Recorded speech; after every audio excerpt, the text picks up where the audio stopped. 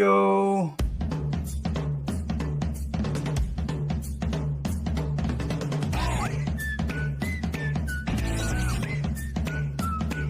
Hey everyone, how you doing? This is Amon Green, Green Bay Packers all-time leading rusher, and you're watching Packers Total Access Live, your daily source for Packer content. Go Pack, go!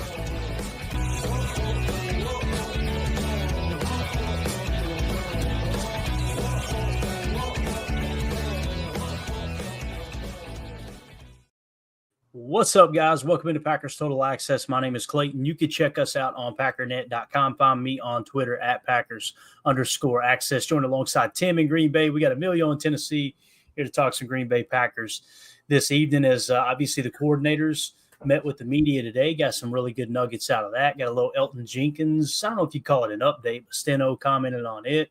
We got some interesting stuff about Jaden Reed, his agent, putting a tweet out, his agent speaking through Adam Schefter in a tweet, which was really, really interesting to me, trying to read the tea leaves there. And we get to hear from Jeff Hafley, who absolutely stole the show. But how we doing tonight, gents? Tim, it's good to have you back. Emilio, good to see you're not in the clink either there, bub. Yeah. Happy to not be in the clink, right? I was drenched today, though. Tried to get some planting done. Got them all in the ground, but, man, soaked. Yeah, Tim, I think Jacob's drenched tonight too. He's working the chair at the office. You know what I'm saying? They got the water. Yeah. That's a different kind of drench, Clay. You know that. I think he's on VIP duty tonight or something. Yeah. We'll say a prayer for the beard. Could have been. Well, let's waste no time, man. Let's get into it. Let's start with this Steno quote, I guess you could say, from the presser earlier, where he was asked about Elgton Jenkins. And you guys know this is kind of a weird situation with Elgton, where obviously he's been team player since day one. You guys know we were talking about him moving the center. And now all of a sudden last week, Jason Wilde started to report like almost something was going on there, right? And then Jason Wilde caught a lot of heat, it sounded like, from the fan base. And he said, I hope you guys would know with me covering the team, since 1995, I think he's been covering the team. I wouldn't say something if I didn't have pretty good information on it, right? So long story short, he was alluding to maybe a contract situation, right? That maybe Elgton's wanting, as he's approaching the final 2 years of his contract and being asked to switch positions, maybe there's something there. And look, man, go get your money. I'm not one of these fans. It's like, nope, you don't deserve to be paid. You're worth what the team's willing to give you. It's kind of how I see it. Now, with that being said, you also had the Gentlemen's Club incident, which, listen, no charges were pressed by law enforcement. It seemed to just be things got a little heated and everybody cooler heads prevailed, so nothing there, right? Nothing illegal. And now Steno today at the presser said, Adam Stenavich said, this is Rob Demovsky that tweeted this out. Adam Stenavich said, based on his conversations he's had with Elgton Jenkins about moving to center, quote, I think he's open to it. So that's not the reason Jenkins isn't here for the offseason workouts? Question mark. Let's see if there's anything else to that. Steno said, he's not here for reasons other than that. So obviously Steno keeping the information close to the vest, and rightfully so. The second you go out there and put Elgton's, if it is a contract situation out in the public, that's when you start to create division, right? You let the agents handle it. You let Goody handle it. You let Russ Ball handle it. And as a coordinator, you want your guys in the building, but that's about all you can do. So I want to get your all's take on it, man. What do you – I mean, to me, it seems like Wilde was spot on with his reporting, and it's probably something contractual where he's wanting a little bit of guaranteed money, a little bit of security. Tim, is that how you're reading it too, or am I overlooking something here, man? Yeah, I'm looking at it that way, especially with this new information here, and then Steno saying, hey, I think he's open to it. I mean, just keeping it strictly business, right? Focusing on the X's and O's. And look, I don't think that, Elgton Jenkins would ever do anything to jeopardize this offensive line or this football team. So I do think it's probably, contract related. And, we're not going to say hold out. We're just going to say he's not here, and we're not going to specify details that we don't have. I'm sure this information will come out down the road and we'll figure it out. But I fully expect him to, be a full participant here in the near future, and they'll get this ironed out and figure out what the next move is. I don't think anything else too crazy is going on. I don't know. What about you, Excelio? What do you think? Yeah, and which is crazy because I think I'm in the same boat as you, Tim. But looking at it, you could also read it like he's not here for reasons other than that. Like that's contract talk is the only reason he's not here. Right. But it's like then you could just twist it just by how you pronounce it. So again, I think we got to grasp onto something right now just because it's the off season. Let's go ahead and we just want to see him hitting some pads and going out there, seeing the jerseys, everyone's stretching. Let's see some cool stuff. And we just have time to wait right now. So we might as well talk about it. But I really think it's nothing. And when I was listening to Ryan, he was saying more or less that they had another establishment across the street, if I wasn't wrong, and that they were just trying to get a refund to get over there. Got it. I think that's where, and it's like, all right, I mean, I get what they're trying to do there. I mean, Jacob lives on the clearance rack. You're telling me he's not, if he buys it on the clearance rack, he's returning it if it's busted, right? So if we just extend Jenkins, then he doesn't have to worry about getting his money back, right? He'll have a nice. Then we wouldn't have worried. He would have fronted it for him and his buddies, Tim. That's my thing, man. Listen, if you don't want things to get heated in the parking lot of a strip club, then pay the man his monies, right? Sounds. I guess that's what we've learned tonight. Edward Hunt in the chat says they should give him a 2-year extension. I don't know how I feel about that, Edward. To be honest with you, I would be okay with it, but part of me also is like, the last couple of years, Elton hasn't played his best ball, since he tore his ACL, right? Yeah. If you're looking at PFF, he's graded out in the 60s, right? And the kind of the way I see the PFF grade, if you're 65 or higher, you're kind of on par with the league, right? You get in the 70s, you're better than most. You get into the 80s, now you're in that elite category, top 10, top 15-ish at your position type thing. So, I mean, he's been good, don't get me wrong, but I'm trying to look at it, Edward, through Brian Gutekunst's eyes. And you got a guy who's turning 30 years old. Is he going to give a 2-year extension, which we know that 2-year extension will probably be a 1-year extension, but a 2-year extension means you extend his contract 4 years, which means he'll be on the roster most likely until he's 32, I would imagine. So that's something that's definitely comes into factor as well. I'm with you, Emilio. Like, there's only one other thing this could be. It's contract related. That's what it comes down to. Yeah.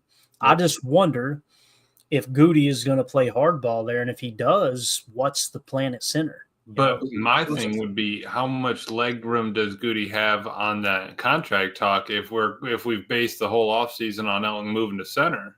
I mean, we let Josh Myers go because we thought we had a plan at center. I guess you could say, hey, Zach Tom moved to center, and then you're moving some more pieces around if Elton really doesn't want to move. But you would think that they might reward him a little bit more, monetarily if he does move to center. Right. And I know many people disagree with this because I think contractually the league typically guards get paid more than center. I think it's not even close. Center is way more important than guard. Right, so right. If he does want a little more guaranteed money, and with the guaranteed money, you can maybe lower the overall cap number too, and it might make sense for both sides. And maybe, who knows, behind the scenes, maybe they've been having conversations and it's kind of hit a little bit of a snag, a little bit of a stalemate. And listen, that's the only defense these players have contractually is to withhold services. Other than that, what are you going to do? Right. Show up and play for what they pay you, right? So I try not to hold that against the players, just like I don't hold it against the team when they cut a player loose, even though they got multiple years left on their contract. The guaranteed money's up. The contract is what it is, And another thing we should remember too, right? At this point, these off-season workouts are voluntary, correct? Mm-hmm. They are voluntary, but there is bonus attached to a certain percentage. Now, here's the thing. He may still be within that, whatever it is, 90%, depending on how his contract structured. Hey, and Clayton, you're telling me you don't use those? I mean, oh my God. Yeah. Hey. We're using that vacation time, Bob. I used it up. I used up my one to get through my class, so we could go to the draft. So I missed that percentage, but we're still good. You can still pass. C's get degrees, right? You see, you're going to sit here and act like you use it up to get over there in school. Excuse my language. You're Muffet kids. My ass, Emilio. You're back there smoking reefer behind old Charlie's on the strip. I know what's going on. This ain't my first rodeo, Bub. He's telling us he's in class on Thursday. Oh, I'm in class. I don't know about that. I think he's smoking. I'll send the current location next time. Yeah. Huh? I said I'll send my current location next time. You're going to say, Jordan, go over to Cumberland Avenue real quick and screenshot your location. Oh, man. Unbelievable. So, again, we're just kind of keeping our finger on the pulse here when it comes to the Elton Jenkins situation, because I think it is a big deal. Need that dude in camp. Need him for OTAs too, man, to start creating. That's my threshold right there, Clayton. If this stretches into OTAs and we're getting closer to camp, now I'm really going to be concerned. At this point, I don't think I'm there yet. I think they'll get this ironed out. We'll see. Yeah, I think so too. I think Elton has a little bit of the upper hand just because I think that we've based so much on it. So I'd probably say 60-40. Maybe Elton right now has the upper hand. But, like, let's pay him. Let's get this taken care of. I'm more worried about snap counts in loud environments than, once we get this money figured out, it's not going to matter for another 2-3 years whenever we need to revisit it or, when you have the out of the contract that they're going to bake in. So I just want to get him on the field. I'm with you, and I believe May 28th is the next OTA, so we got 16 days to get this thing ironed out. Now, listen, if he misses that OTA, it's not the end of the world. And here's the other thing. That means that Jacob Monk's going to get some meaningful reps in OTAs right at center and kind of get a little bit better look at him. If there's any offensive lineman that's not named Zach Tom that plays for the Green Bay Packers that I am the least concerned about missing a little bit of time, it's definitely Elton Jenkins, because he's a vet. He's played at a dominant level at certain points of his career. And like I said, trying to battle back from that ACL, I think he'll play. I think you'll see his PFF grade go up at the center position. Me personally, I think that it'll look a little bit cleaner than when Josh Myers was on the field playing center for the Packers.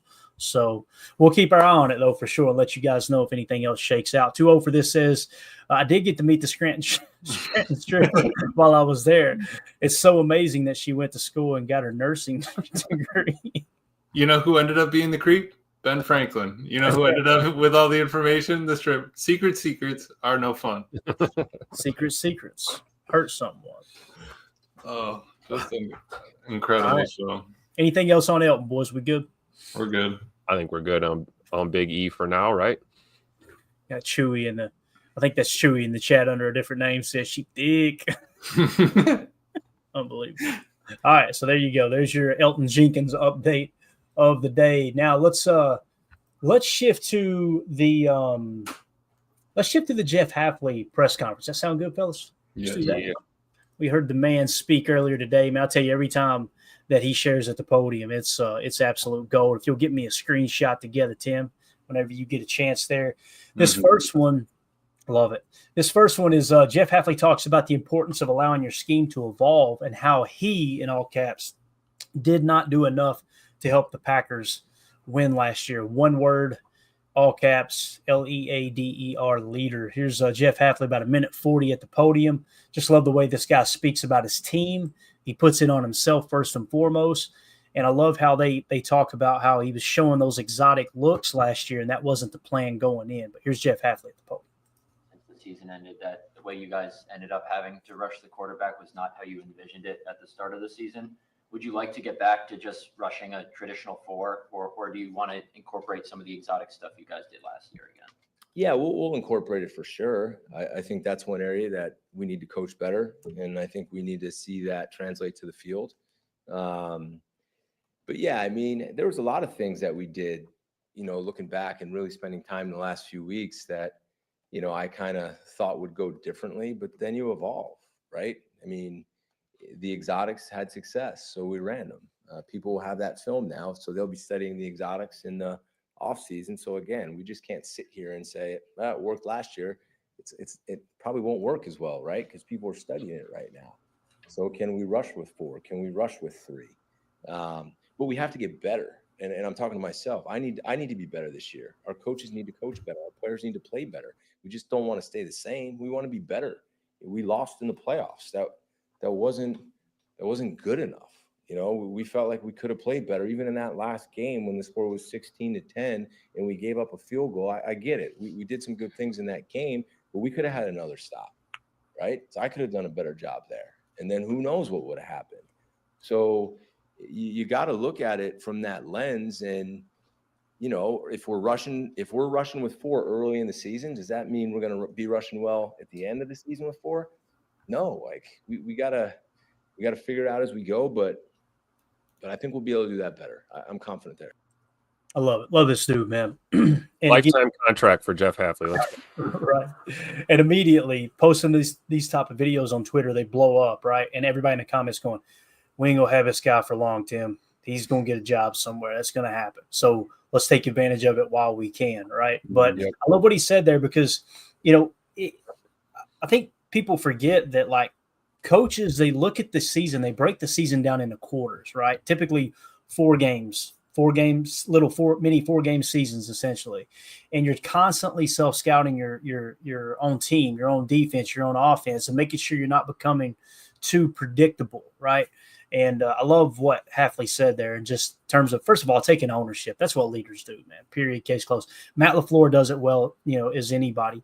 And I love somebody in the comments said Matt LaFleur literally went out and got the defensive version of himself to be his defensive coordinator. And it's absolutely huge as they legit built a top 10 defense last year, top 3 rushing defense, and a top 8 passing defense. And I love how he sees the game, how he looks at the game. And like he said, yeah, we showed exotic looks down the stretch there, but teams are going to look at that. They've had all offseason to study the tape, Tim.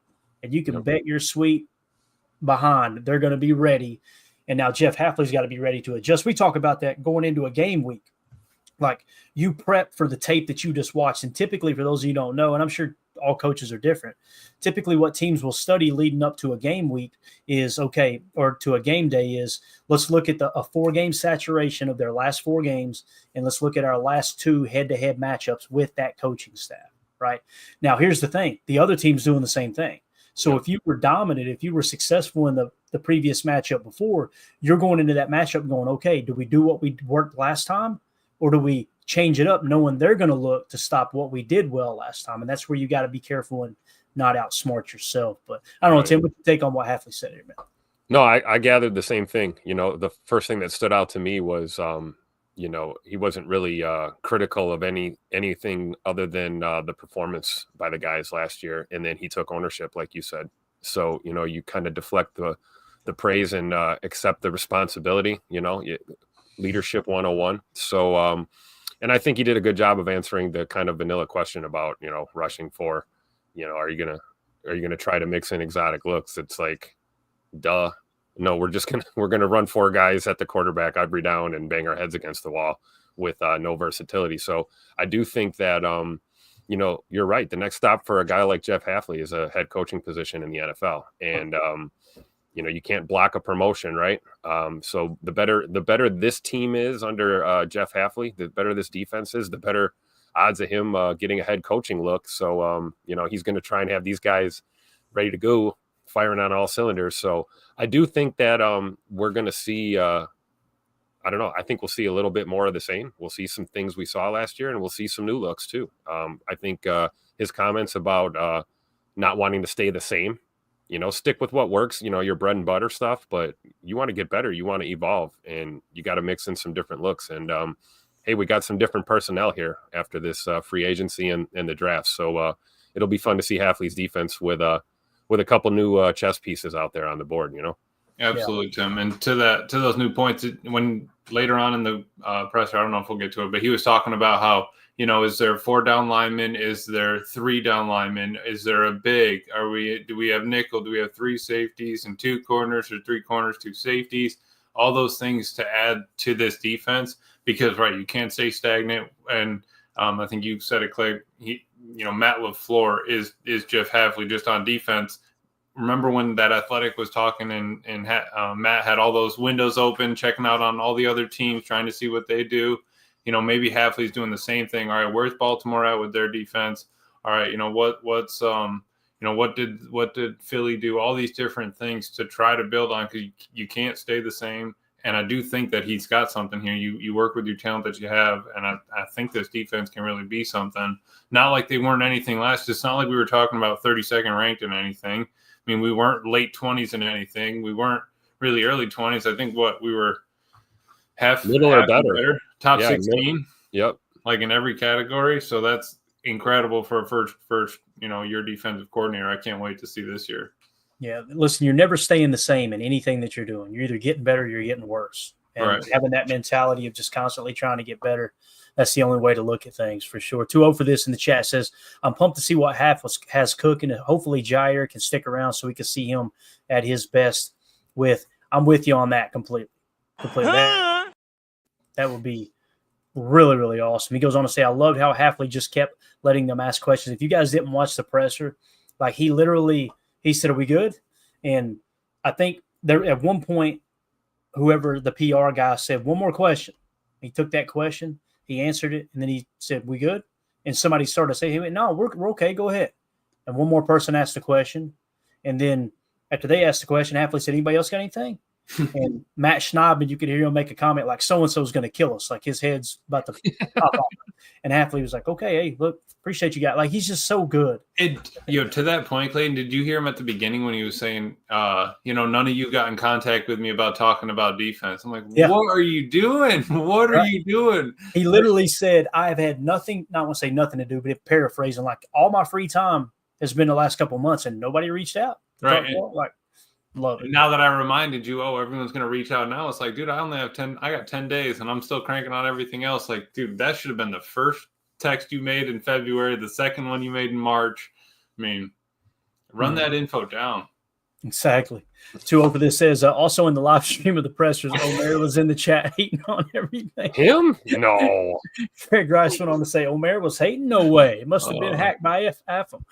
And I'll just say this about Omer. He probably won't be back around. I shouldn't even say it. I don't mean to laugh, but the guy basically sent me messages going, boy, I can't wait till the show tonight. I'm going to tell y'all why y'all are all wrong, essentially. And I'm like, Omer, bub, if you get in the chat, you're not going to make it out of the chat. You're going to be banned. Like, it's that simple. We're not here to argue. And, he has moved on, and so have we. We parted as friends, I guess you could say. Here's the guy. Anyway, good to see Omer still out there in the live streams giving them hell and explaining to the coaches what they're doing wrong. That's a good thing. Tim, give me another screen grab. We got another soundbite here from Hafley, man. You got another one from the half master? Sir, you got We'll it. leave this one up for Omer. Oh, I like it. All right, so here was Hafley asked about the signing of cornerback Nate Hobbs and whether he'll play inside or outside on the defense. Quick little clip, about 50 seconds long. Here we go. Nate Hobbs, and how does he fit in with what else you have in that room and moving guys around? Yeah, Nate, I see Nate can play outside and Nate can play inside. So we're gonna have him do both. His film was, when you're getting ready for free agency and you're evaluating tape, it's one thing that you love about him. He's had a lot of success inside, and I thought his tape outside was equally as good. He is competitive. He's tough. He is physical. He plays the game fast. You can tell he loves it. It just jumps off the tape. I don't know if you guys watched any of it, but it certainly jumps off the tape the way the guy plays, and he's been a great addition. And he does give you that versatility where you can move him around. And again, I'm a big fan of that. All right, so there you go, talking about the versatility, which is absolutely huge. And I seen in the comments on Twitter with some of these videos I tweeted out, people immediately arguing Emilio, and it's like, oh, he's definitely playing inside. Oh no, he'll be outside. I think Hafley's telling the truth. It might be a week to week thing too. You might go out one week and go, I really like how Hobbs matches up with this slot receiver, or it might be something that, hey, we want him out on the outside this game because that's where their strength is, even if Jai is or isn't on the roster. I'm not expecting Nate Hobbs to be a top 10 corner. What I need is him to be in the top 32.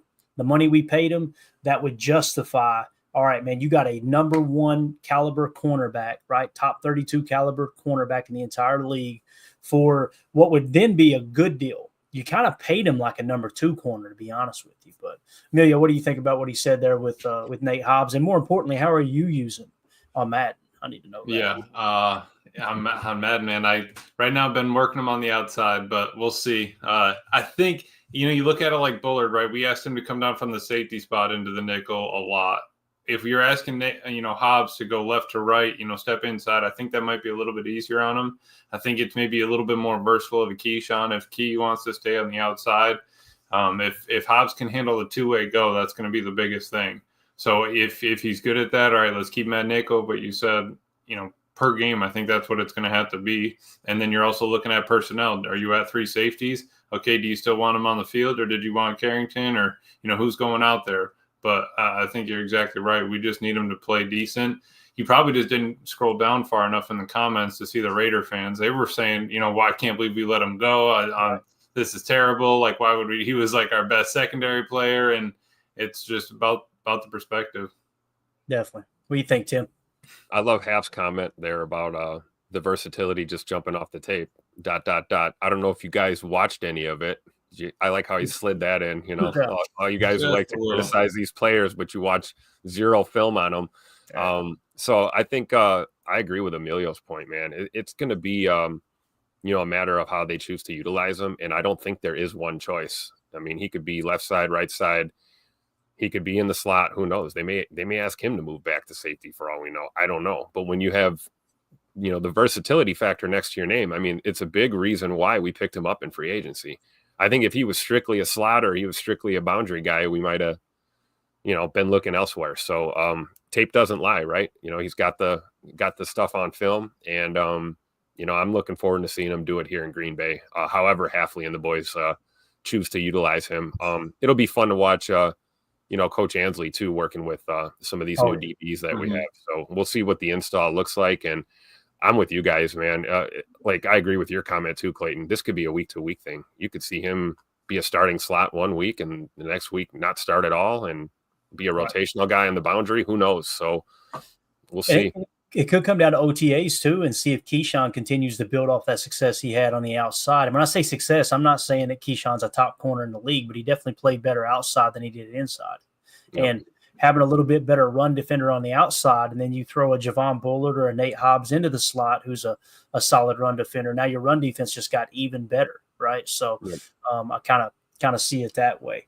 And why do you go out and pay in free agency? Because like Tim, like you were saying, you've seen the tape, you've seen him do it at an NFL level. You didn't know what you were going to get out of somebody from college. I mean, he already knows some defense. He knows Rich. That's I think a bit, or who I forgot who was said. I think it was Move the Sticks earlier in the year. They were like, if we want to go out and find a D tackle, you can go find one of those on the market that's probably not going to break the bank. To go out and get a wide receiver, a number one wide receiver, it's going to cost you big bucks. Yep. It's true, man. And that's why you've got to be aware of the market. It's just, I try to tie football in just with everyday, aspects of life, and anybody who dabbles in the stock market. Hearing everybody the last 3 months freak out over the stock market as if it's not going to come back. And I know people, I don't want to say close to me, but friends here in Tennessee that were selling portfolios. I got to get out. This is just, bro, all the work you put into that investment over the last 5 years or 10 years, however long, you're literally selling low. What are we even doing here? Right. Yep. And sure enough, man, boom, market's back. And I'm going to be honest with you guys. When it was down, guess what your boy was doing? Buying more. Oh man, it was like shopping at a yard sale across the street from the Airbnb. $1 million in the garage. Like, what's he got for selling here? Come on now. I saw a Bosch box and I ran over there. I was wondering what we're getting our hands on. And then you wake up and the market's up 1,000 points and your whole portfolio's up 8%. And it's like, okay, that's how you play the game, right? In football, it's no different. If you see the market where, wow, people are overpaying for a wide receiver, what did Goody do? When everybody else zigs, he zags. He goes and drafts wide receivers. And I think we've got the third cheapest wide receiver room in the league as it sits right now. Last year we had the cheapest wide receiver room. And you put that money into where you have, where you think the most bang for your buck is going to be. It's another reason why edge defenders get drafted so high, because they break the bank. Look at your Bosa's. If you hit on that guy, you've got him for 4 years, really 5 years if you draft him in the first round with a fifth-year option, before you have to pay him $30 to $40 million per on average. So it's just the way you got to play the game there, for sure. 2-0 for this before we move on from Hafley said, Elton Jenkins loves the exotic looks. Yes, he does. That's what I've heard. Greg Rice in the chat says, you had me for one more year on Patreon. Good deal, Greg. Hopefully you got it straightened out. I tried to DM you right before we went live here, but I'm sure it was just a simple little fix there. So anything else on Hafley, boys, before we move on? We're going to talk a little Jaden Reed here. Oh, let's talk Bird. Let's go. All right. This is something that, listen, you got two different types of fans right now. They're either seeing this and going, oh, crap, or they're going, this is a nothing story, right? Mhm. And I think there's a little truth to both, to be honest with you. But Packers GM, this is from Adam Schefter, okay? And we're going to kind of decipher this and talk about why did Adam Schefter tweet this out. I've seen other people they don't want to get caught in the middle of I'm on this side, I'm on that side. So they just want to say, well, this is a stupid tweet. Adam Schefter tweeted this out for a reason. It's not because Adam Schefter wanted clicks. It's not because Adam Schefter needs the engagement. I'm telling you, this got tweeted out for a reason. I'll tell you what my opinion is on it, but here's what he tweeted. Packers GM Brian Gutekunst met last week with Jayden Reed's agent Drew Rosenhaus to clarify the wide receiver status in Green Bay after the team drafted Matthew Golden and Savion Williams. The team said it will not affect Reed's status as its top receiver per source. Here's what I think that tweet was about. That tweet was about, hey, look, first of all, you remember when we went to dinner on Wednesday night in Green Bay? Yep. Who was out in front of the restaurant? Peter. Drew Rosenhaus, right? Yeah. So you had Drew Rosenhaus, Peter Schrager, Mike Greenberg from ESPN. Later, who walked into that room as well? Adam Schefter, right? So you had the whole ESPN crew there. Do you think it was just a coincidence that Drew Rosenhaus ended up eating in the same restaurant, not in the same room, but the same restaurant as the ESPN guys? They're constantly feeding information back and forth to each other. We tell you when a report drops, if it's not complete BS, and I think it's rare that the top insiders do that, to be honest with you. When a report drops or a tweet drops, it's because it came from the agency or it came from the team. And both sides use those insiders to get their side of the story out, right? So why did this get tweeted out? In my opinion, this is Drew Rosenhaus protecting his client, going, hey, look, Goody, I know you told me that Jayden Reed's going to be a vital part of this offense. However, I'm going to put it out in the public eye, right, without them knowing it's me, knowing it. I guarantee you Goody went, well, Rosenhaus told him that. That's exactly where this came from. So what that does is that puts, I don't want to say pressure on Goody, but it holds him accountable for what he told him in that meeting that, hey, look, Jayden Reed is going to be a vital part of this offense. There's some fans that see that as a negative. I see that as a positive. Jayden Reed wants to make sure, hey, boys, I want to be in the thick of this thing. And if you don't see me that way, then maybe we need to part ways. I think that's a good thing. He wants the damn ball in his hands. Now, I'm going to say this too. This isn't dogging the Packers. This is just the reality of the situation.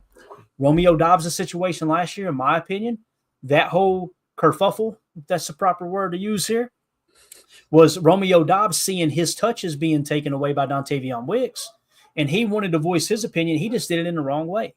Right? He skipped 2 practices, and that didn't put him in better standing with the team.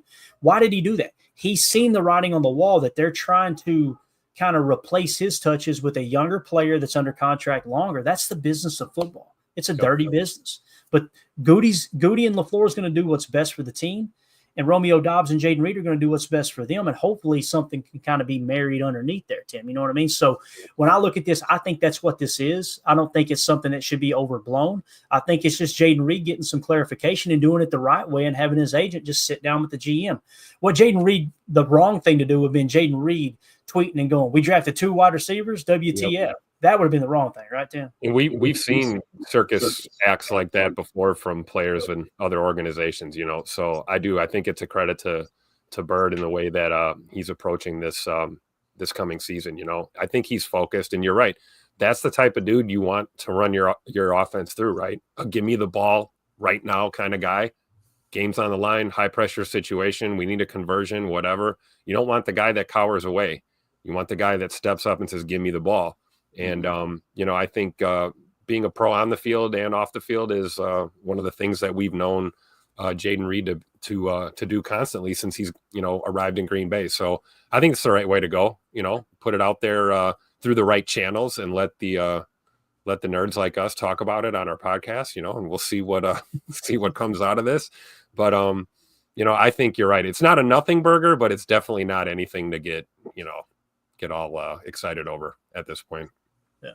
Yeah, he's for the Packers, man. That's all I care about. And he wants the ball. He wants to play. Wants to be part of this offense.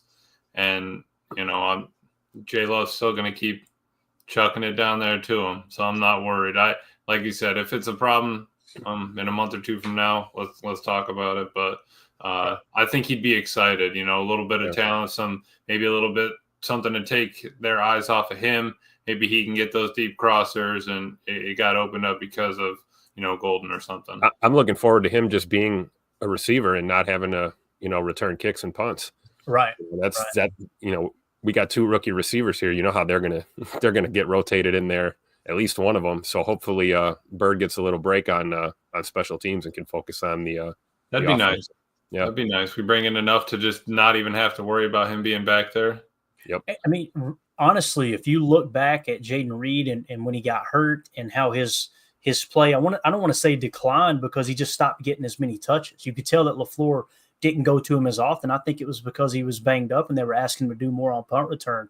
That all started when he went to punt return. So I think you bring up a great point that, hey, now that you got 2 more guys in Mecole Hardman and potentially Savion Williams to return kicks, I think that would – I don't want Jaden Reed returning kicks. That's just me personally. Yep. I want him playing receiver. That's where he's most dynamic, in my opinion. So Holmes in the chat said, anyone who shrinks from competition isn't a Packer. Amen to that, Holmes. And again, I've seen some people, and I'm not saying you're saying this, Holmes, but I've seen some people on Twitter, they were making it sound like, oh, he doesn't want to compete. I don't see it like that at all. I see it as a guy going, hey, look, I want to make sure we're on the same page. I want the damn ball, and I'm going to go out there and prove it. That's the way I take it. And Jaden Reed, don't get me wrong, or don't forget, he was the guy in Pittsburgh when things kind of hit a little bit of a snag in 2023 as a rookie. He was leading the receiving corps. He was the one pulling those guys together at the locker. I loved hearing Jason Wilde and Matt Schneiden and those guys report on that we looked down the locker room in Pittsburgh and all the receivers were huddled around Jaden Reed's locker. I'm like, let's go. Let's freaking go, man. Mm-hmm. So, yeah, that's kind of how I see that whole situation there. Greg Rice says, open and honest communication is the cornerstone of a great organization. Completely agree. Too old for this says, at the end of the day, Good is only in charge of personnel and not play. Matt will make them all earn it. I agree with that too. Yep. Like, I think Goody has a little bit of say. Too old for this. Not like, Matt, you need to start this guy.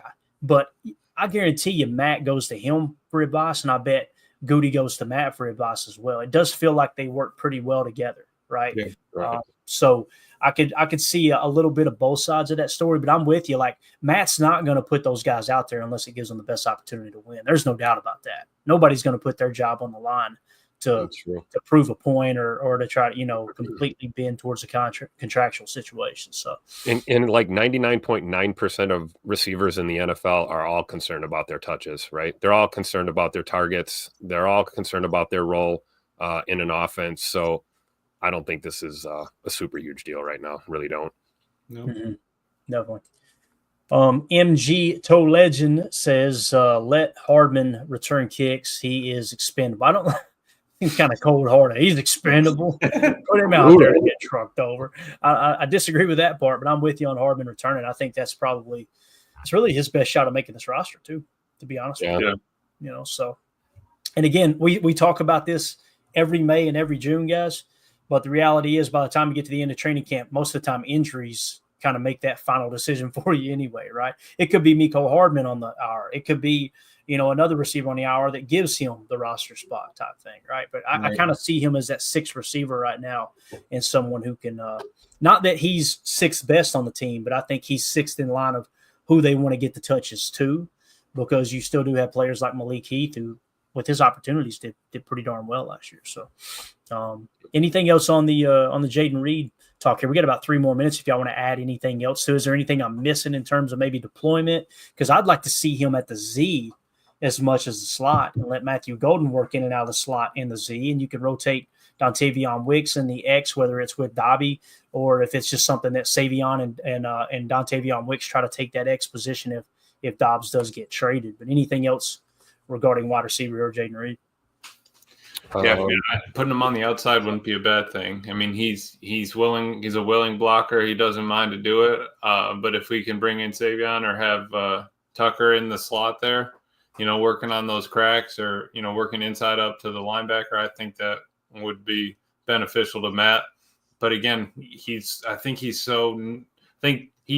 have to keep him in some of that orbit game though. He's just so nasty when he gets the ball in his hands coming out of the backfield like that if you kind of take it away from him, I just don't want Matt to go from one extreme to the other, right? Just take everything off of one plate and put it all on somebody else's. I think there's got to be a little bit of a balance across there.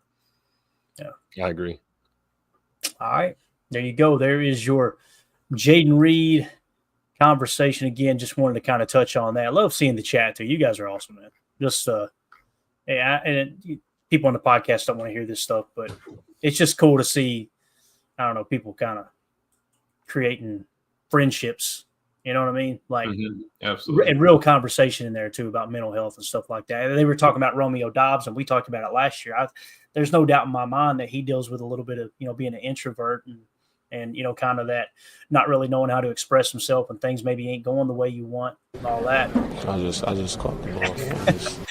At the end of the day, it comes down to these are people, and that's one thing that does bother me about social media is how, sometimes fans because they're getting paid millions of dollars, that makes them less of a person. Like, go out there and jump for me, that type of thing. It's just crazy. Like, at the end of the day, these guys aren't going to care about how much money they made, especially when you see so much going on with mental health and things like that across not just our country, but the entire world. So taking care of one another is what it's all about, man. And I really do like how this roster's coming together. And now you got all these guys that were young last year and they're coming up together. And now you added a couple key veterans. Actually, it was 3 veterans when you include Miko Hardman, right? Yeah. So, Yep. you're kind of, you're just kind of stabilizing that whole locker room. I'm really excited to see what they can do this year. So there you go, Jayden Reed. I think we're going to be fine there. Just wanted to hit on it because it was a big talking point there earlier today. Professor Cake says, I feel like Hardman is a roster lock if he can guarantee the starting punt return role. I think that would be a good use of a roster spot, Professor Cakes. That's huge. Like you said, if that frees up Jayden Reed to do what he needs to do, and we know that Keyshawn Nixon has never been good. I don't want to say good, never been great at punt return. He was always great at kickoff return, right? Right. Yep. And so, some people, it's because of Madden, Emilio, people like you think just because they're good at kick return, they can return punts too, right? Yeah, I mean, if their agility's 99 and their speed's like in the 90s somewhere, we're good to go. I just need them to get side to side. Tim, he's got a threshold chart for his return team. Excelio strikes. I don't care about the awareness right now. I just need agility and acceleration. I love it. Yeah, Professor. I agree with that though, because if you keep Hardman on in a punt return role, it's a way to keep a receiver without keeping a receiver, right? And you grind through a season. If you need to call on a guy like McCall Hardman to jump into the slot or go play out wide, he can do it for you. Might not be ideal for a starting role, but certainly a guy with 2 or 3 Super Bowl rings and some experience in big games. So I think there's truth to the sentiment that his best way onto this football team is probably as a returner, but I think he brings a little bit more to the table as far as depth too. So it's kind of a win-win if that does actually happen. And what I did like was what Hafley was talking when they asked him about Colin Oliver. Like, do you see him as a designated pass rusher, a DPR, or just a specialist guy? And he's just like, no, I mean, I think that we can really use him in a lot of other aspects. I just don't want to look at a player as just a specialist guy. I don't ever want to look at because there's so much more to, the possibility of his career and all that you can build on and help them get better. Yeah, I think it's very well said. And Hafley, that's just, again, when you're talking to the media, you're talking to your team. And what he just told his team is like, hey, look, it's just whatever's best for the team. That's what we're going to do type thing, right? Doesn't matter if you're a rookie or not. So, and he doesn't see those guys as just, this is the person we brought in to bail me out in that aspect. It's, hey, as a team, let's put the best unit on the field. So really like what he brings to the table. But that's going to do it for hour 1. For those of you listening on the pod, we will see you on the other side for hour 2. We appreciate y'all. For those of you listening on the pod, welcome into hour 2. Let's talk a little Jeff Hafley on Edgerrin Cooper. That sound good, boys? And what I thought we would do is let's do a little Edgerrin Cooper profile. That sound good? Let's do it. Talk a little bit about his upbringing or his high school days, his college, all that stuff. Just a little write up on him. This was Jeff Hafley at the presser today. If you will give that face right there, the little look right there. I love it. Come on now. Yeah, it was Matt Schneidman he was giving that look to. It was hilarious. But, yeah, you can throw that screen grab up for me, Tim. Thank you. That's a perfect one for this. This was Jeff Hafley asked about Edgerrin Cooper. All right, and then we'll get into the article we put together. Here we go. And keep in mind, I wish you could watch his mannerisms. We shouldn't try to get away with it, should we? We probably shouldn't. He said, "Should we try?" Try to get away with it because his mannerisms are like, you could probably hear it in his voice. I'm sure. Yeah. I'll try to replicate it here in a second. Here we go. We won't be asking you this season about what Edgerrin Cooper needs to do to get on the field more. What is the next step for him after the rookie year he had? Consistency.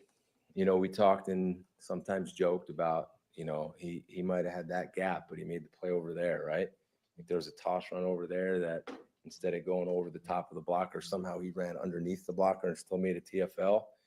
Now it's getting the details down. Now it's lining up exactly where he needs to line up and doing it over and over and over again, because then he's going to show up faster and he's going to make more plays and he's going to become a more consistent player. And have you guys seen him at all lately? It's right here. He said, have you guys seen him at all lately? I love this part. Yeah. I'm going to try to duplicate this. I mean, when you see him now, he looks different. He went, this is how his face looked. I mean, when you see him now, like he looked concerned almost for offensive players. He's bigger now. I mean, he's got to be close to 240 pounds. I mean, this is year 2 from him. For him, he knows what it's going to take. He knows what he has to do now to stay healthy. Because as much as we talked about not having him on the field last year, he was injured quite a bit where he missed a lot of time and didn't practice and couldn't play. Now he knows what it's going to take to stay healthy in this long season. And you can tell he dedicated that time and took care of his body and he changed his body. And now when you sit with him in that room, he's locked in and he's focused. And now he knows what he's doing. Your first rookie year can kind of be like survival mode a little bit too. So he just needs to be more consistent.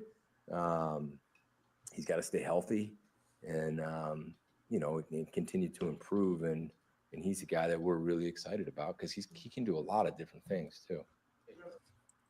I love it, dude. Absolutely love it. So I really thought he was just going to hit. Have you guys seen him? He's thick. So you're talking about putting on 10 pounds, and I'm sure it's 10 pounds of muscle, right? When you look at what Edgerrin Cooper did last year and you listen to what Hafley talked about, he said, there was times that he went under the play and still made the play. He made the wrong decision where he should have went over the play. And what they're talking about is your gap assignment in the run game. Well, he's so athletic, he can make the wrong decision and still get to the play. And again, you look at Quay Walker and go, well, he's just as athletic. He could do it too. He could, but he's lacking that first step mentality, like that ability to get a half a step up on the offense, right? That's something that's not shined through in his game, and maybe that'll change. Hopefully it does. But with Edgerrin Cooper, what Hafley's saying there, Tim, is, this dude, when he takes the right angle, when he plays the play the right way, he's going to get there even quicker. Essentially what he's saying is we haven't seen the best version of Edgerrin Cooper yet, and that's absolutely awesome. Yeah, and there's going to be more pop to those hits now too, right? With that extra mass flying at you, another I'm not going to use Jacob's term to describe it, but if he was here, you know what he would say. Yeah. But no, this is awesome, man. That Coop's, getting bigger and better, right?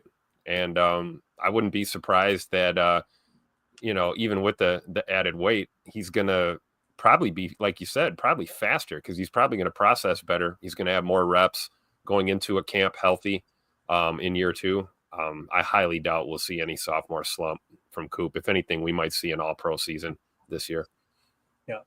Yeah. And this is where we talk about coming out of college, getting through school, getting through the draft, getting through the process, OTAs, first mini camp, taking in the playbook, like all that you're worried about your first year. Give them an off season where you can get on like the NFL diet, the NFL, workout regimen, and see what they can really become. Putting on 10 pounds of muscle, I just want him to be like the Ray Lewis of this generation. That's what I've always wanted out of a linebacker. Just even if you're not that same style, just that sort of impact. He's heading that direction, man. Yeah. Ron Sample says Coop going to need a bigger horse. You got that right. Eric Sutherland says massive meat missile. There you go. There it is. Waiting on it. So here we go. Just we'll kind of dive into this right up. We got PFF grades attached, RAS, all that good stuff. Green Bay Packers hit a home run in the 2024 draft by selecting Texas A&M linebacker Edgerrin Cooper in the second round, a pick that has quickly proven to be a steal. The 23-year-old, known as Frosty, has emerged as a cornerstone for Green Bay's defense under coordinator Jeff Hafley. Standing 6'2", 230 pounds last season, Cooper's blend of speed, physicality, and instincts has fueled a historic rookie season, earning him NFC Defensive Rookie of the Month honors and 2 NFC Defensive Player of the Week awards. Guys, as a rookie, he was the best rookie or the best defensive player in the NFC 2 times out of 17 weeks last year. And we'll show you in the snap count here in a minute. Like, he didn't start ramping up his snap count to like week 4 or 5, right? With superstar potential, Cooper is poised to anchor the Packers linebacker core for years to come, bringing energy and disruption to Titletown. Look at that. Look at that guy right there in high school. You kidding me? That's Mr. Steal Your Girl right there, Tim. I was just going to say, that's homecoming king right there. You know, he had the ladies. Scouting report coming out of high school. A native of Covington, Louisiana, Edgerrin Cooper was a standout at Covington High School, earning a 4-star rating in the 2019 class, ranked 163rd overall nationally by On3 industry ranking with a 92.38 grade. 6'2", 205-pound linebacker recorded 94 tackles, 12 tackles for a loss, and 4 sacks as a senior, showcasing his sideline-to-sideline speed and physicality. His senior tape highlighted explosive closing speed, a reported 4 or 5 second 40-yard dash, and a knack for disrupting plays in the backfield. Cooper drew offers from LSU, Oklahoma, Miami, and Florida State, ultimately choosing to commit to Texas A&M, where he developed into a first-round caliber talent. If you guys remember, there was a lot of first-round buzz on him. I honestly thought he was going to go in the first round. Now, we had him ranked in the 40s on our PTA big board, and that's right where he went. But I mean, there was many mock drafts leading up that year to having him go in the first round. So here were his PFF grades at Texas A&M. In 2020, he only played 1 snap in 2020. So I'm sure that counted as I guess it didn't count as a redshirt year because it did mention he was a senior. So maybe they got that wrong in the article, but a 60.1, then he jumps to a 64, then he jumps to a 66. And you're kind of looking at, all right, that's probably all this player is. And then bang, 2023 jumps to a 90.8. You're seeing ascension there. Now, the reason he was a little lower on our board, Emilio, and I know you didn't help with the board in 2024 or in the 2024 draft, but the reason he was lower on our board was because that 2022 grade, right? Kind of brung him down a little bit. And I was looking at him going, I don't know about this guy. It's like, he's only done it for 1 year. Well, he proved that's here to stay, as obviously he stood out at the NFL level. So that's another example of when we build the board this year, let's use the better of the 2 grades somehow, some way. Because Jaden Reed, it would have worked. We would have had him higher on our board at that year. And obviously, Edgerrin Cooper would have probably shown a first-round talent, like I said. I honestly think the Packers might have had a first-round grade on it, to be honest with you.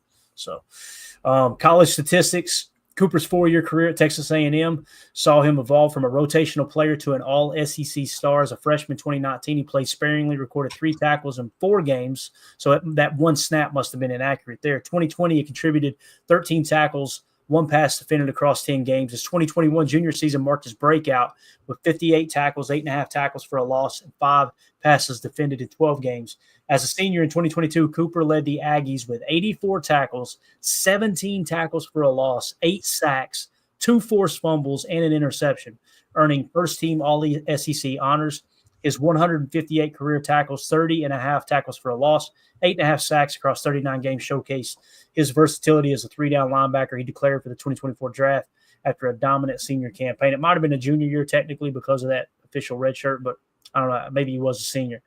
Here's the RAS card, fellas. No surprise, 9'12", measured in at 6'2", 230 pounds. Imagine what his RAS would be at 240 pounds now, Emilio. Yep. Going in the rear to 406. I guarantee you it's close. It's probably in the 8s or 9s there. Mm-hmm. So, vertical jump, 34.5 inches. Broad jump, a 9.10. His 40-yard dash, a 4.51 with a 2.64 20-yard split and an even better 10-yard split at 1.56. Shuttle of 4.27 with a 3-cone of 7.20. Is this what you're seeing at the NFL level, Emilio? You seeing this? I mean, it looks like it. This is another example of when RAS transfers to the NFL. Right, because we always talk about middle of the defense is where you show your speed on defense. And when you don't have speed in the middle, it absolutely shows. We saw it last year how much it popped because we had a little bit more speed. Not like Quay's not fast, but maybe if he's playing a half a second slow or he's worried about, getting everybody else in the right spot, all that, you can see that speed. The fact that he has elite speed is so true. And that's I'm just happy that we got our hands on him. 34 inch, 34 arm length wingspan, almost 10-inch hands. And then you go, I'm sure if you ran these numbers again, one with the weight, Clay, but two, like I'm sure his vertical's gotten maybe a little bit better. He's gotten a little bit more explosive. He's built up that leg strength that, maybe the 40-yard dash is a 4.55 at this point, but who cares? Because he's going to be moving faster, stronger laterally. That's what we worry about. Yeah. And Tim, it's obvious they got a top man. As Holmes says here, Quay and Coop have almost the identical metrics. Now, I think Quay was 6'3" or 6'4", but they're basically the same type of player. If Quay pops this year alongside Edgerrin Cooper, and here's the other thing too. Don't be surprised if Edgerrin Cooper takes a step back either. That's totally normal in the NFL. Your second year in the league, right? So there's a chance that could happen. He may drop into the 70s. According to PFF, right? He may not be as dominant as he was, but that doesn't mean, oh my God, it was just a one-hit wonder. No, that's how the league works, man, because they're going to see him on tape. Tim, he's going to become one of those Tuesday players where these coordinators go, all right, we got to really control 56 because he can wreck our game plan. Yeah, absolutely. I agree. And I think it's also going to be significant when he does rotate, off the field to see how an offense tries to attack us when they see that Coop's not in a package. It could give us an advantage defensively too as well. But I think you're right. I don't see a sophomore slump, but it does happen, and it's part of a career path for a lot of guys in the NFL. It's really difficult to just be a dominant force year after year after year for a decade plus. So I wouldn't panic if maybe he gets off to a slower start, or maybe kind of getting used to that new body that he's stacked together during this off season. Possibly a different new role in this Jeff Hafley defensive scheme. Right.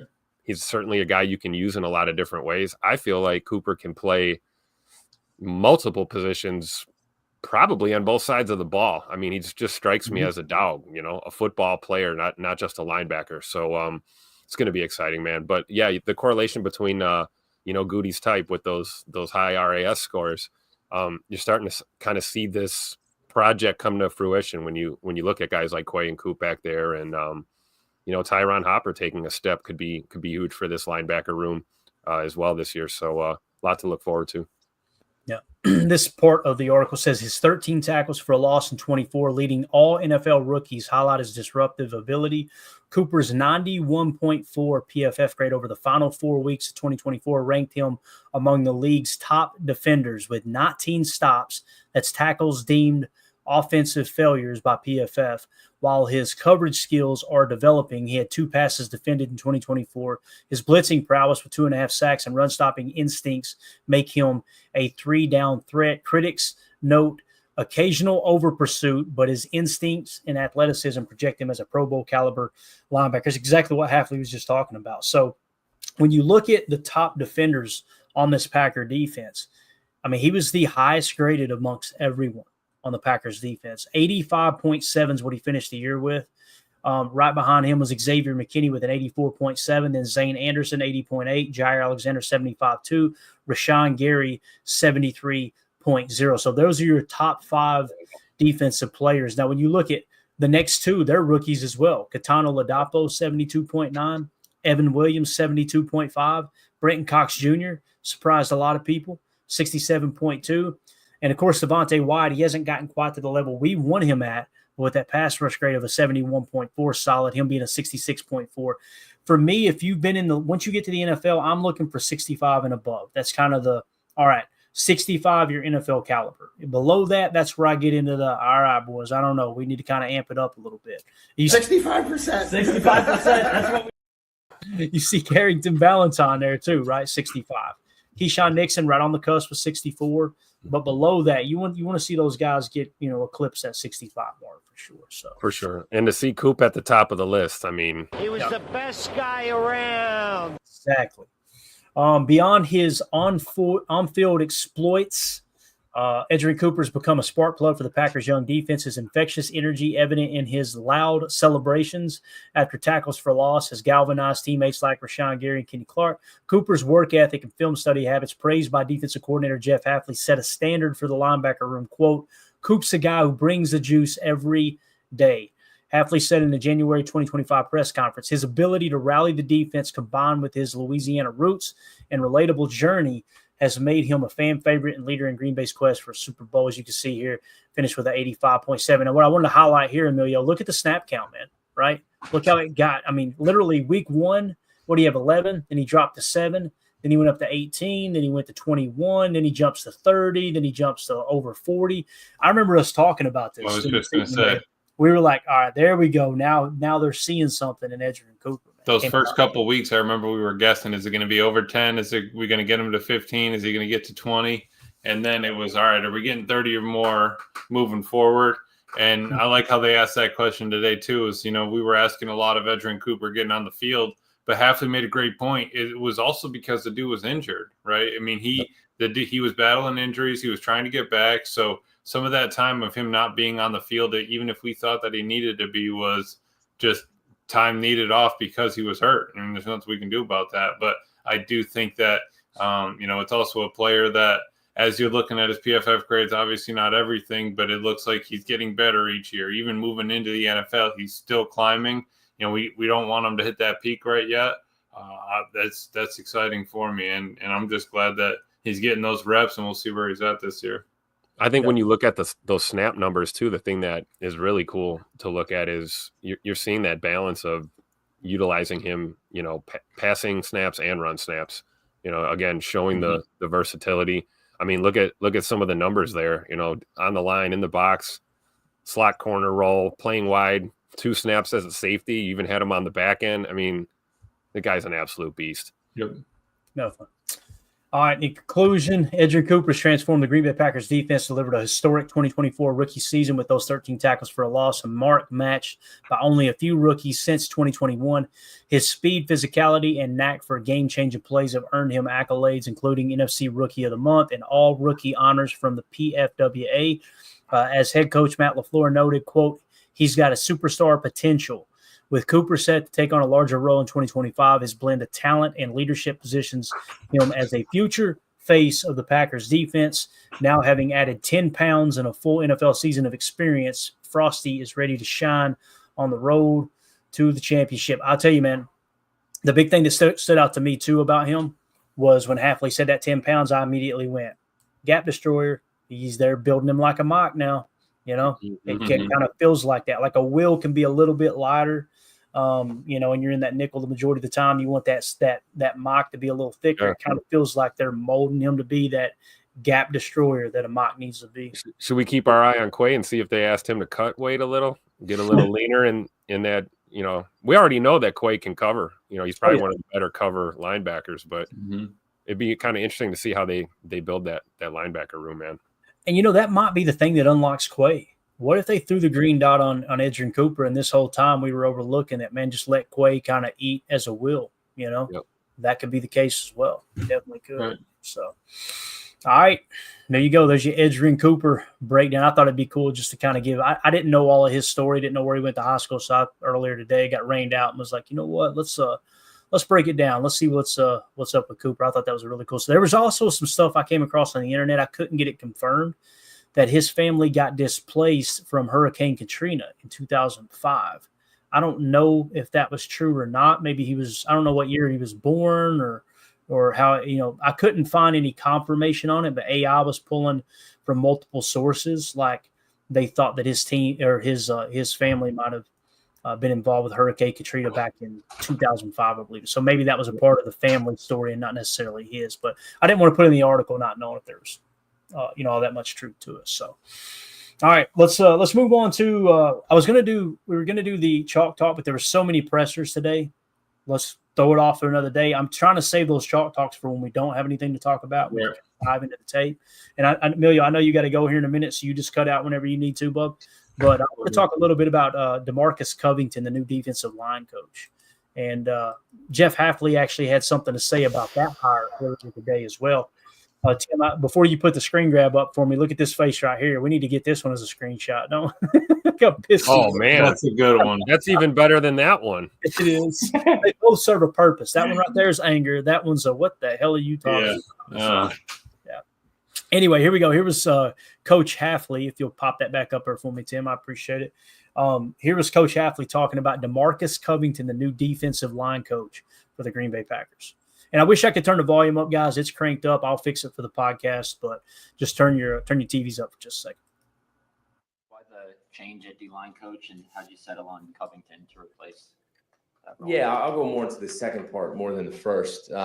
We interviewed a lot of guys, a lot of really good candidates. As soon as the season was done, that's, Matt, myself, and a few other coaches, we sat down and we interviewed a bunch of really good coaches. The style of DeMarcus, how he has taught in a lot of different systems and a lot of different schemes. They've done a lot over there. They're with Coach Belichick and some of the stuff he's done in New England. They've done a lot. And I like the fact that he can coach a bunch of different techniques. He's been involved with a lot of different fronts. I love his demeanor. I love the way he coaches. I love the relationship he has with his players. We did our homework on him. I kind of knew him when I was at BC. They came to practices. I went to practices, so I had a chance to watch him a little bit. Very, very smart, big picture guy, has been a coordinator, right? So he can bring some new ideas, some fresh ideas. I'm big on trying to stay ahead of things, right? So he brings some of that, from their scheme, maybe some of the stuff that we can add in that fits what we do. He just, to me, felt like a great hire, great person, character. And I'm glad that he's here. And I think he's done a really good job. I've sat in a bunch of those meetings now. He's a really good teacher. He's got a great progression on how he teaches.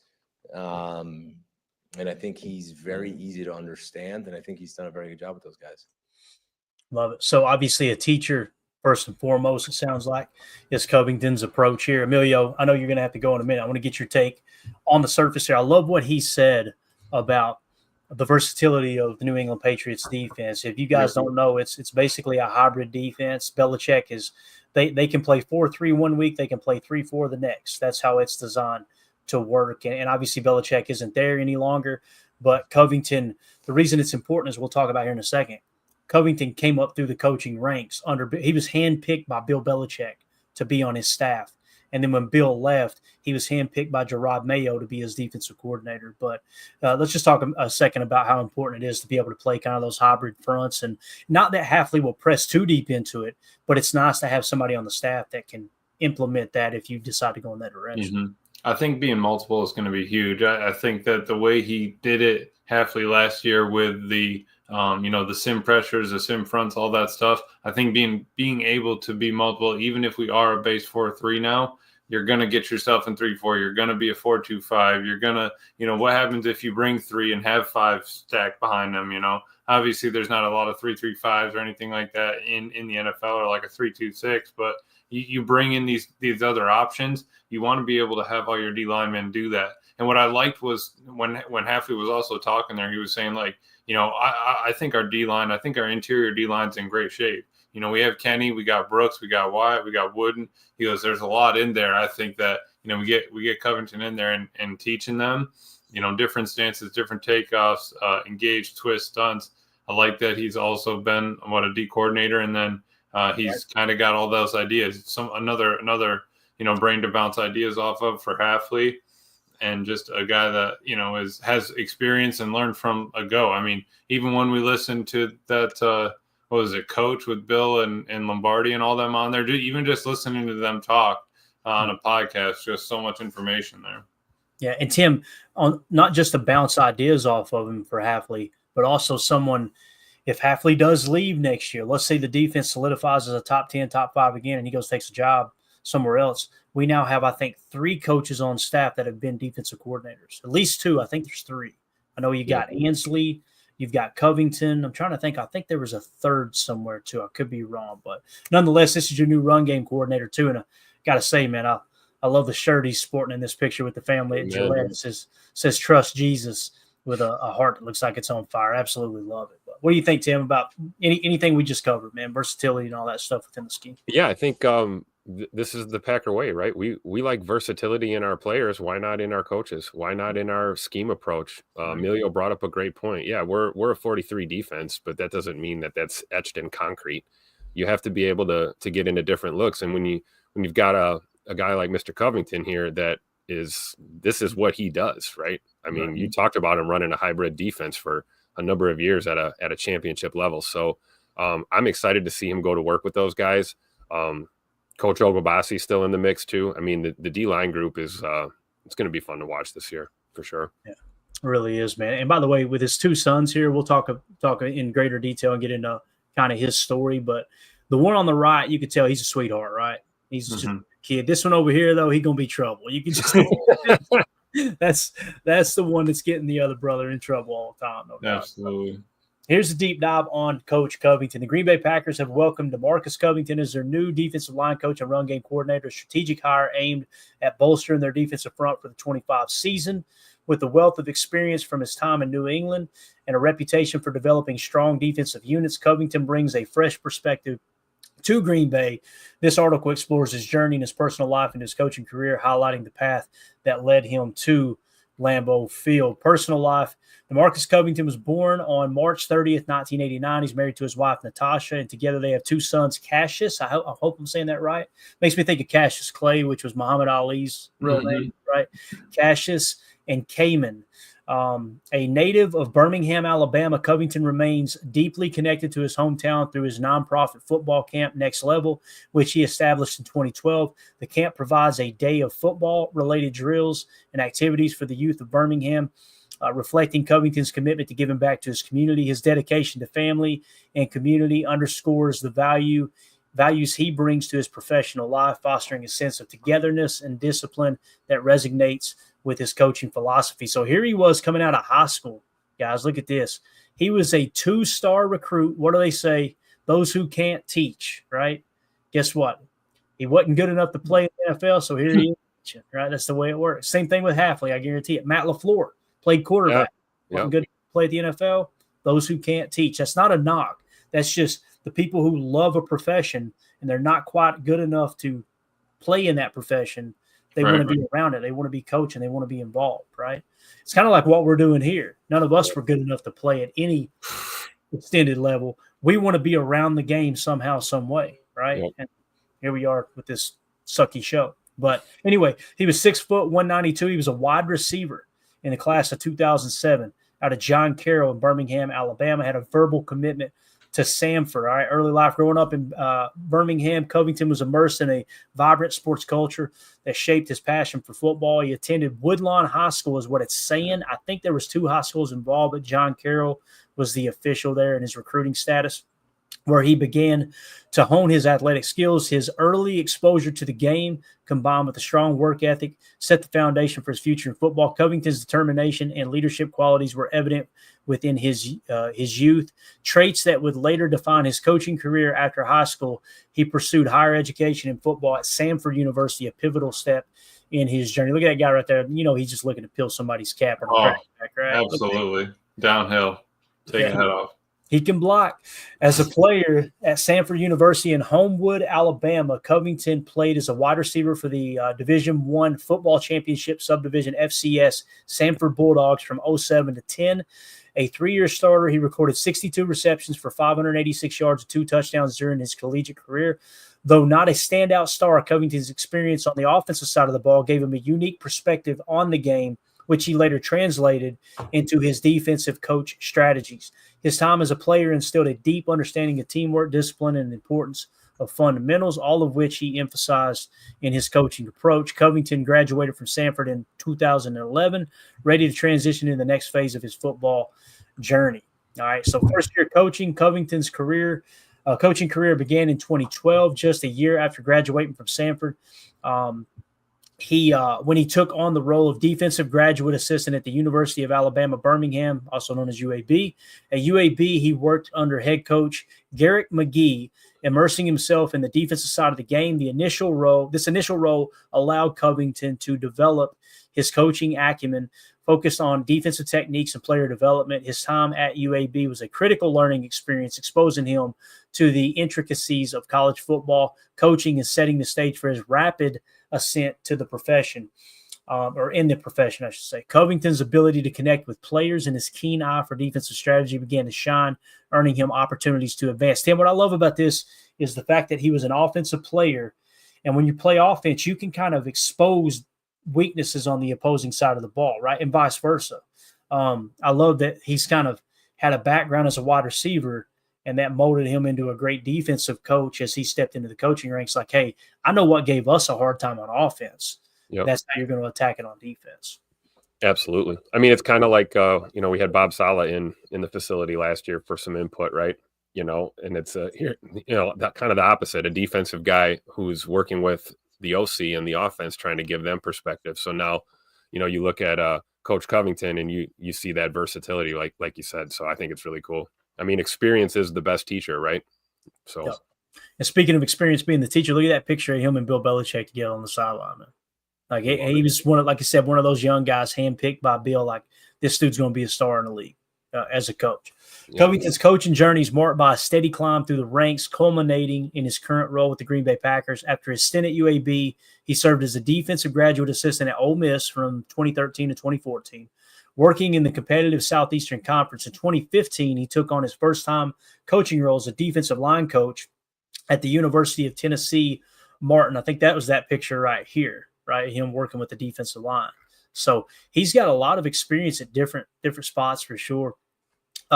Followed by a position as co-defensive coordinator and defensive line coach at Eastern Illinois in 2016. These early roles showcase his ability to develop defensive talent and coordinate complex schemes. In 2017, Covington broke into the NFL, joining the New England Patriots as a coaching assistant under legendary head coach Bill Belichick. His versatility and work ethic earned him promotions, first to outside linebackers coach. And keep in mind, outside linebackers coach in that hybrid front or that hybrid defense with Bill Belichick means they have to be able to rush the passer and they got to be able to drop into coverage. They did a whole lot of both. I remember following along with his coaching scheme there throughout that time. Let's see, during this period, he contributed to the Patriots' Super Bowl victory in 2019 and helped the team rank among the NFL's top defenses in multiple categories, including run defense and pressure rate.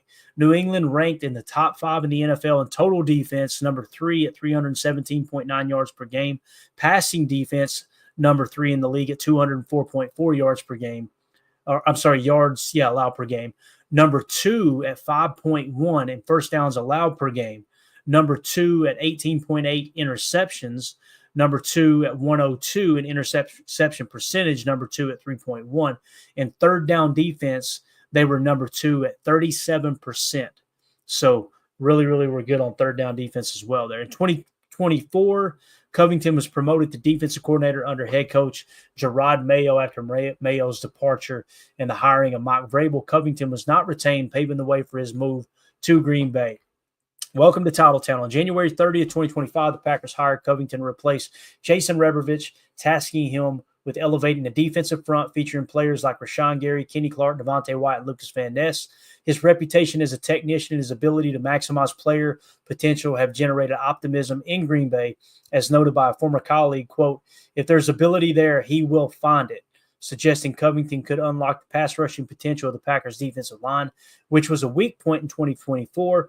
Additionally, his experience as a defensive coordinator for the 2023 Senior Bowl American team and praise from Bill Belichick highlighted his readiness to contribute to Green Bay's defensive strategy under coordinator Jeff Hafley. So in 2023, he was the Senior Bowl American team defensive coordinator. That's interesting information there, which means at 2023, we'd have to go back a bit. I was wondering there for a second, Tim, if that would have been not Quay Walker, but Edgerrin Cooper's year in 2024. So 2023 probably would have been, I'm trying to think of the defensive players we took that year.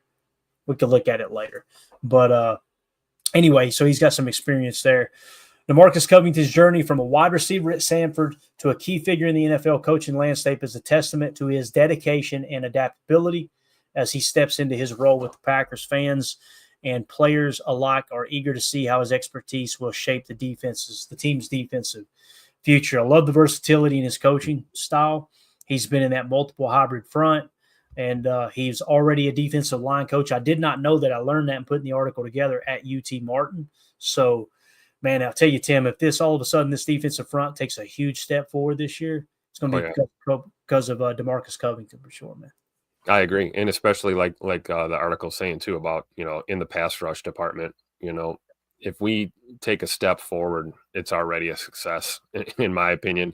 And I think he's just going to do a better job of just kind of I shouldn't say a better job, a great job of not only teaching technique and how to do it, but why and what we're trying to accomplish on that defensive front. I think guys really got to know the goal and the mindset behind it before you even worry about any of the technical stuff. So this would be a massive, massive step forward for this defense. You're talking we could enter top 5 territory if all goes well. If we're good on the front end, the middle, and the back end, it's going to be really tough to move the ball against this Packers D. So I'm all for Coach Covington here. I can't wait to meet him at camp this summer. It's going to be a blast, man, having him in Green Bay. Yeah, and I'm eager to get your camp reports. If you guys are not aware, if you're new here to the channel, if it's your first time watching, hit sub. Feel free to join the party here. And if you want to support the channel in a better way, easier way, I could say, just go to patreon.com/PackerFan Total Access or scan the QR code in the upper right. It's the best way to support the channel. You get a ton of content like this article and Chalk Talks and things that we're uploading there on the daily. So we greatly appreciate that. I'm excited. One thing I was going to say here is when training camp gets kicked off, for those of you who don't know that are new here, Tim will be boots on the ground at training camp, giving us reports and all that good stuff. It's going to be absolutely awesome. So we like to try to go live during some of those training camp practices. Not Tim. We don't want to get him to get thrown out on his head, but we go live with the show and Tim comes back and joins us and we just kind of give you guys updates on training camp there live in Green Bay. So I'm excited to see his demeanor, Tim, because I remember you talking about Reb and some of the other coaches in the past, their coaching style, right? Yeah. I think what you're going to see with Covington, I don't think he's going to be like – I think he'll still be fire on fire, but I think you're going to see more of a technical teaching standpoint as opposed to some of those other guys. If I remember correctly, Coach Reb almost got kicked out a couple times for the language, right? Yeah, absolutely. I mean, right, keep the piss hot, as they say, right? I think you're right. I think that's what we just talked about in this article too. Coach Covington being, from a versatile background, and versatile football background. And I think probably has a pretty versatile coaching style, and he's going to connect with his players in different ways than, any other coach does. And it'll be really cool to kind of see how he handles that group. That's where I always hang out on the south end zone there to watch the defense get their work in. So, it'll be fun to see him work, but I think we'll see a little bit of fire and brimstone. But I think you're right, probably more so a technical X's and O's approach. And again, getting these guys to buy in and understand what we're trying to execute is going to be huge, and it'll be fun to see his style out there. Yeah, definitely. Greg Rice says, "I love Tim on the scene." Me too, man. There's nothing better than it. 2-0 for this says, "Is Big B allowed at training camp?" He is. Yes. Yeah. He's good. He may have an AFA mustache, fake mustache on getting through the gates, but I think he is allowed. Now I got to finally meet Big B at the draft. Tim, you did too. You may have met him before that, I'm sure. Yeah, I met him a couple of times. Yeah. Good dude. It was cool running him and Easton Butler and several other people. It was just an awesome experience at the draft. Big B's a legend, man. Oh yeah. Yeah, you can. That's the official Packer fan insider right there. Oh, literally, breaking news, breaking into camp. Whatever you need. Yeah, exactly. Yeah, it's just awesome, dude. It's awesome. All the different personalities around the Packer fandom. Like you got the great Matt Ramage, who's just crack open a beer and let's cut up and talk Packers type guy, very light, hearted. You got Ryan Schlip here with Packernet Podcast, who is Mr. Analytics deep dive. He's going to look at things from an analytical standpoint, which I absolutely love. And by the way, if you're watching on YouTube and you don't know about Packernet Podcast, scan the QR code in the upper right. They'll send you to Packernet Podcast on your favorite platform. Subscribe to that. That's where you can find this show, but an even better show in the Packernet Podcast over there, as well as Packernet After Dark, which is a call-in show where you can call, leave a voicemail, and kind of give your take on the Green Bay Packers and whatnot. So, there we go. This is great. United Bates, Ramage calling out of work when hammered at a Packer game is one of my favorite clips of all time. One of my favorites was when he fell. You remember that, Tim?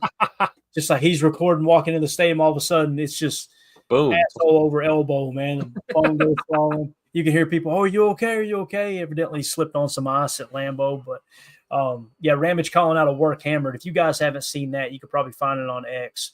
Yeah. My man, literally at Lambeau, people recording him calling in sick to work as he shoots another shot right there in the bleachers. Was that last season? It might have been from last year. Or the year before, maybe. Before, yeah. I know we had the podcast going, so it was definitely within the last couple of years. For it was sure. absolutely. See, y'all got me wanting to look it up here live on the show, but we're out of time. We need to get that teed up and get approval from Ram. We need to get Ramage back on the show is what we need to do. We need to have him in here just for a 15-minute segment to make us laugh a little bit. Absolutely. It's all football's more fun around people like Matt Ramage. You bump into that guy within 5 minutes, you're laughing and having a good time and just enjoying being a Packer fan. That's who Ramage is, man. It'd be nice to get him back on, Clay. We should make that happen. Yeah, because I've never seen him or heard him say one negative thing about anybody. It's just, I mean, he's just one of those dudes that he's just upbeat, positive. He's here to have a good time. You know what I mean?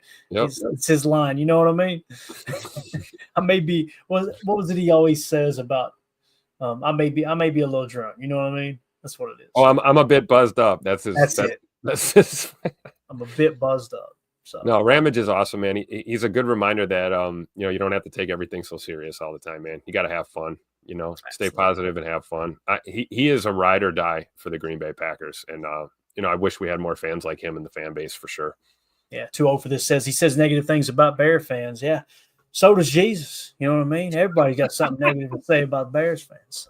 Which, by the way, Tim, I roasted one on Twitter earlier today. I don't know if you've seen it or not. This poor guy, he didn't know what he stepped. I'll be sure to check it. I'm playing catch up on the feeds right now, but yeah, I'll check it out. Yeah, he's in hiding right now. I'm almost positive, man.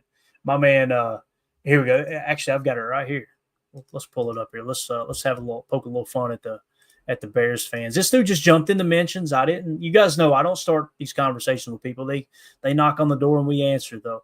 He had tweeted back at me and said, you were probably like 10 years old the last time the Packers won anything.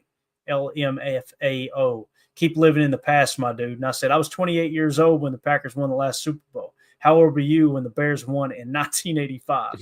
He went missing, Tim. I'm gonna have to put his profile pic on a milk carton, bro. He just disappeared. It's so funny to see a Bears fan accuse a Packer fan of living in the past. Oh yeah, I love it. I still haven't been able to get him to answer the question, and I've been following him around the rest of the day, finding him replying to other tweets, and he just can't seem to answer that question for me, Tim. So, you can't handle the truth.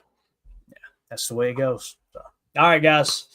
We're out of here. We appreciate y'all hanging out with us. If you would, hit that like button on the way out. Feel free to sub to the channel. Also, check out the Patreon community. It's the best way to support the show. And give us feedback, man. We're always looking to try to give you guys more value, more bang for your buck, all that good stuff. And again, $3 a month gets you access to everything over at Patreon. And we greatly appreciate everybody supporting the show. We are back live on Rumble, so we'll be ready to do the Chalk Talk tomorrow if no other news breaks. We got several Chalk Talks in the hopper ready to go. We're going to break down the tape of some of these rookies. So we wanted to wait till we were back up on Rumble. They got the problem fixed. It was just something technical on their end, link in the StreamYard. And that way we can stay live on Rumble when we end the stream on YouTube to do I really like what we're doing there, Tim. That's been a great workaround where we can keep the live crowd involved, but also later on we end up posting those on YouTube as a separate video, so you guys will get them eventually. But it's cool to have everybody's live reaction in the Rumble group there when we do Chalk Talk. So, anything else, buddy? You good? No, just happy to be here. Thanks for having me again. Looking forward to talking some more ball tomorrow. Be back at it, man. That's 2-0 for this. Is this show sponsored by Hoover? Because it sucks. Yes, it does. And if you don't believe me, hang around. It gets worse. All right. Now, appreciate everybody in the chat. You guys were awesome. Thank y'all so much for your support. As always, man, let's go out there and be the change we want to see in the world. And everybody on the podcast, I don't say this enough. You're the lifeblood of what we do. Thank y'all for listening on the daily. The numbers are always up. And we greatly, greatly appreciate you guys. And obviously Ryan giving us the podcast platform there at Packernet Podcast. So everybody have a great night. Y'all take care. We'll see. And we go. We out. Bye, guys.